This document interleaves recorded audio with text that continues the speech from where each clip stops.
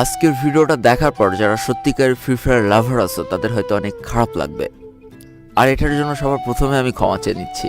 কারণ প্রতিনিয়ত গেমটা যেভাবে আস্তে আস্তে শেষ হয়ে যাচ্ছে, সেখান থেকে সেই আগের অবস্থানে ফিরে যাওয়ার চান্স খুবই কম। সবাই আস্তে আস্তে হয়তো অন্য গেমে শিফট হয়ে যাচ্ছে বা জীবন যুদ্ধের তাগিদে এই গেম ছেড়ে চলে যাচ্ছে। ঠিক এমনভাবে আমিও হয়তো তোমাদের মাঝ থেকে একদিন হারিয়ে যাব। তবে অ্যাজ এ গেমার হিসেবে বৃদ্ধ বয়সেও যদি কেউ আমার কাছে জিজ্ঞেস করে তোমার জীবনের সব থেকে পছন্দের গেম কোনটা ছিল, আমার বলতে টাইম লাগবে না যে গেমটা ফ্রি ফায়ার ছিল। 2023 সালে বসে তুমি যদি ফ্রি ফায়ার গেমটার ভালো মন্দ বিচার করতে বসো, তাহলে আমি বলবো তুমি ফিরে যাও অনেক বছর পিছনে, চলে যাও সেই 2019 সাল 20 সাল। তাহলে বুঝতে পারবা পুরনো প্লেয়াররা কেন বারবার বলতো ফ্রি ফায়ার তাদের ইমোশন ছিল।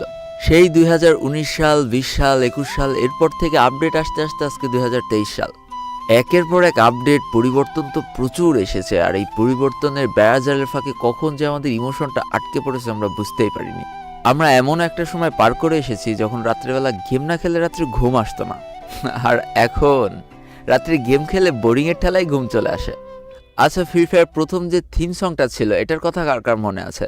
চলো একটু শুনে আসি।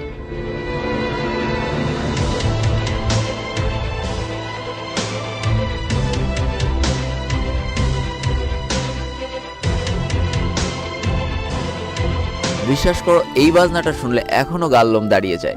ইস, কি সুন্দর দিনগুলো পার করে আসছি যখন সবাই মিলে লবিতে থেকে এই সাউন্ডটা বেজে উঠতো না। ও, ফাইট করার কি একটা এনার্জি পাইতাম রে ভাই। এরপর থেকে ফ্রি ফায়ার প্রচুর থিম সং এসেছে, বাট ওইটার মতো সেই মজা আর এনার্জি আমি কখনো আর কোথাও পাইনি। আচ্ছা, কার কার মনে আছে ফ্যাক্টরি ছাদের কথা? 2019 সাল বা 20 সালের দিকে ফ্যাক্টরি ছাদেই প্রায় 50% ইনিমি নেমে যেত। কেউ হয়তো ঘুষাঘুষি করতো, তো কেউ হয়তো জানের ভয়ে এদিক ওদিক ছুটাছুটি করতো। বলা তো যায় না, বাইচান্স যদি একটা ঘুষি খেয়ে যায় মাইনাস তো লাগবে ভরপুর। আসলে ওই টাইমে র্যাঙ্কে মাইনাস লেগে যাওয়ার না প্রচন্ড ভয় পাইতাম। অবশ্য তার যথেষ্ট কারণও ছিল, কারণ ওই সময়টাতে ডায়মন্ড 4 থাকা অবস্থায় যদি তুমি বয়া পেতে তাহলেও তোমার প্লাস 25-20 এমন দিত। আর এখন তো নামার সাথে সাথে মরে গেলেও মনে হয় 20 থেকে 30 প্লাস পাওয়াই যায়। কি একটা ভয় ছিল, সারাদিন কষ্ট করে করে একটু একটু করে প্লাস জমাও, ঠাস করে একটা ম্যাচ নেমে মরে যাও, সব শেষ। আমি জীবনে প্রথমবার হিরোইকে উঠেছিলাম এই ফ্যাক্টরি ছাদে নেমে সার্ভাইভ করে করে করে করে অনেক কষ্ট করে। আর এখন এই টাইপের কোনো প্যারাই নেই। যেই মানুষটা খেলা পারে না সেও দেখবা হিরোইকের 2-3টে স্টার নিয়ে বসে আছে। তবে মজাটা কি আগের মতো আছে? একদমই নেই। আচ্ছা, তোমাদের গ্লাইডারের কথা মনে আছে কার কার? এখন ওই কথাগুলো মনে পড়লে অনেক ভালো লাগে। প্লেন থেকে নামার সাথে সাথে আমি যদি একটা গ্লাইডার পেয়ে যেতাম তাহলে ব্যাস, আমি খালি পাখির মতো সারা ম্যাপ উড়ে বেড়াতাম। ভুলেই যেতাম আমাকে র্যাঙ্ক পুশ করতে হবে, এনিমিদের মারতে হবে। পিকের উপর থেকে একটা জাম্প করে দিতাম, তারপরে সেই ফ্যাক্টরির ছাদে চলে যেতাম, ওইখান থেকে ক্লক টাওয়ারে চলে যেতাম, সারা ম্যাপ ঘুরে ঘুরে দেখতাম। আচ্ছা, তোমাদের সেই পুরোনো দিনের ডেথ মুডটার কথা মনে আছে? এই মুডটা যে আমার কি পছন্দের একটা মুড ছিল, আর হবেই না বা কেন। ওই টাইমে তো আমি খুব একটা খেলা পারতাম না, আমার কেউ গ্রুপেও নিত না, হয়তো গ্রুপ থেকে বের করে দিত। তখন শরীরের যত রাগ আছে সব এই ভূতগুলোর উপরে ঝাড়তাম রে ভাই, এই মুডটার মধ্যে যে। এখন বুঝতে পারি এই ভূতগুলো পিটানোর মধ্যে কতখানি ইমোশন জড়িয়েছিল। আর ভাই, প্রথম প্রথম রাত্রেবেলা ফ্রি ফায়ার খেলতে খুব ভয় লাগতো। কোনটার জন্য জানো? এই ড্রাগনটার জন্য। ও বাবা, রাত্রেবেলা যখন একা একা গেম খেলতাম, এই যে ড্রাগনটা যখন আসতো কেমন জানি একটা সাউন্ড করে উঠতো, খুব ভয় লাগতো। আর এখন গেম খেলতে গেলে এইভাবে কোনো ড্রাগনও আসে না, কোনো ভয়ও লাগে না। তবে আগের মতো মজাও আর হয় না। একটা সময় ছিল আমরা যখন স্কোয়াড নিয়ে গেম প্লে করতে নামতাম, তখন ইনিমি দেখলে রাশ করা তো দূরে থাক, একজন টিমমেট আরেকজন টিমমেটের 10 মিটার দূরে যেত ভয় পেত।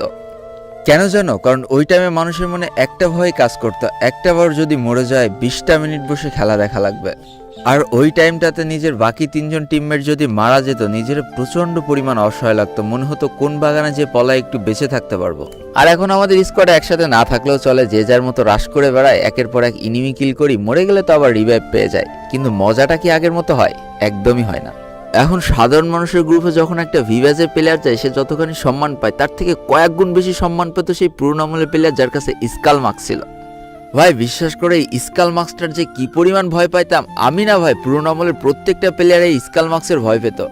এখন প্রতিনিয়ত আমরা নতুন নতুন ক্যারেক্টার দেখতে পাই, নতুন নতুন অ্যাবিলিটি দেখতে পাই, কিন্তু সেই ডিজে অলোকের মতো ক্যারেক্টার এনে দিতে পারবে তো?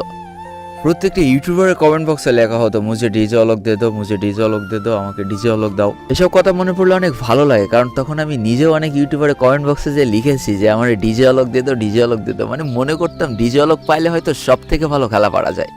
আর ভাই, এখন তো গেমের মধ্যে গান স্কিনের কোনো অভাবই নেই। হাজার হাজার গান স্কিন, তার সাথে হাজার হাজার অ্যাবিলিটি। কিন্তু এই নতুন গান স্ক্রিনগুলো কি পারবে সেই পুরনো দিনের গান স্ক্রিনের সাথে পেরে উঠতে? একটা সময় ছিল যখন দূর থেকে দেখতাম এনিমির কাছে ড্রাগন এঁকে আছে, ভাই পাছার কাপড় মাথায় তুলে কোন বাগানে দৌড়াতাম নিজেও জানি না। সেই সময়ের মানুষগুলো ড্রাগন এঁকে, কুকপিড স্কার, মেকানিক্যাল MP40 জন্য যতটা পাগল ছিল, এখনকার মানুষ ইভো গানের জন্য অতটা পাগল না।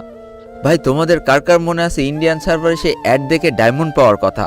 একটা 30 সেকেন্ডের অ্যাড দেখার পর যে ডায়মন্ডটা পাইতাম, এখন 1000 ডায়মন্ড টপ আপ করলেও সেই মজাটা পাওয়া যায় না।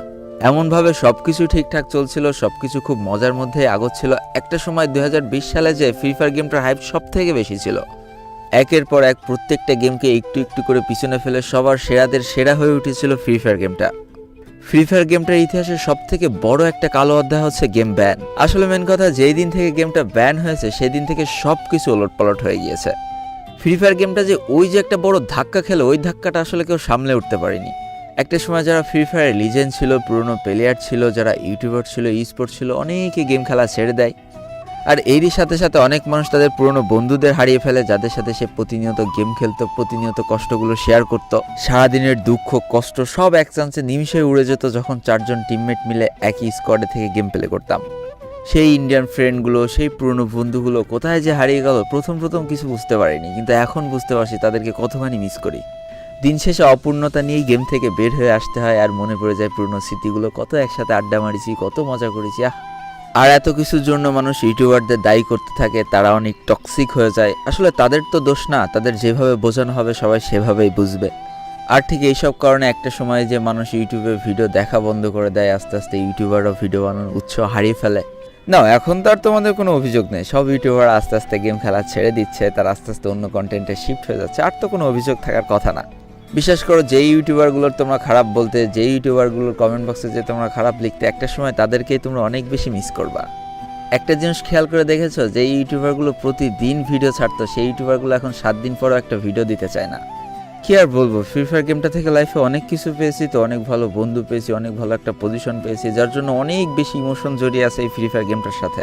তবে কেন জানি না 8-10টা মানুষের মতো আজকে আমারও মনে হচ্ছে হয়তো ফ্রি ফায়ার গেমটা শেষ হতে চলেছে। তবে চেষ্টা করতে তো দোষ নেই, হাল ছেড়ে দেওয়া তো ব্যর্থ মানুষের কাজ। চলো আবার সবাই একসাথে শুরু করি, রিকোয়েস্ট করি গেরিনাকে গেমটা আবারও আগের মতো করে দিতে, যাতে আবারও যেন মানুষের হিরোইকে উঠতে দম বের হয়ে যায়। মাইনাস খাওয়ার ভয়তে আবারও যেন মানুষ সার্ভাইভ করতে শুরু করে। উঠিয়ে দেওয়া হোক রিভাইভ পয়েন্ট, যাতে টিমমেটের থুয়ে একা রাশ করতে যেতেও ভয় লাগে। গেমটাকে করে দেওয়া হোক আবারও সেই 2019 সাল 20 সালের মতো।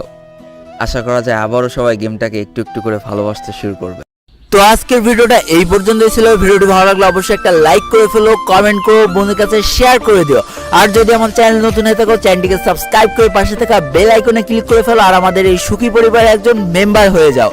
আজকে আমি বিদায় নিচ্ছি 12 লোল গেমারের পক্ষ থেকে। ততক্ষণ সবাই সুস্থ থেকো, ভালো থেকো, আর তোমাকে একটা যে মানুষগুলো ভালো আছে তাদেরকেও অনেক ভালো রেখো। Tata, bye bye.